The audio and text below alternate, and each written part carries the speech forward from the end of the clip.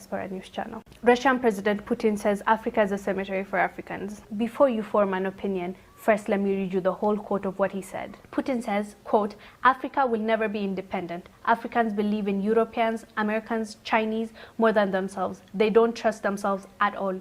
A white man will commit crime in Africa, but no action will be taken because Africa authorities view us as semi-gods. Far from the truth, a black man can be abducted in Europe, get harassed, or even killed, but no African authority will question. Africans present themselves as weak people with no hope, especially when dealing with Europeans and Americans. They are their own enemies. They hate each other, and that gives their colonial masters power to continue exploiting African resources. When an African becomes rich, his bank accounts are in Switzerland. He travels to France for medical treatment. He invests in Germany. He buys from Dubai. He consumes Chinese. He prays in Rome and Mecca. His children stay in Europe. He travels to Canada, USA, Europe for tourism. If he dies, he will be buried in his native country of Africa. Africa is just a cemetery for Africans. How could a cemetery be developed?" Putin asks. That's how it felt, really, hearing this from him. But let's be honest, let's have a real conversation.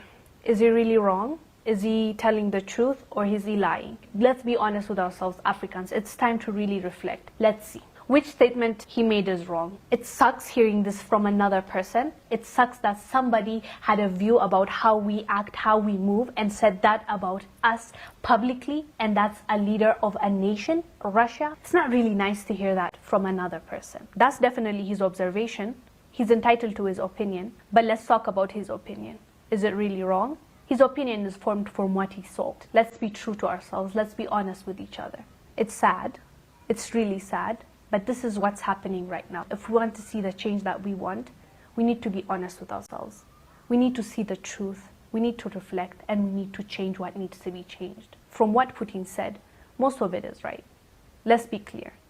Our leaders see the white man as semi-gods. He said it. He even said, it's not true, but you guys think we're gods. How awful is that to hear? They know their power.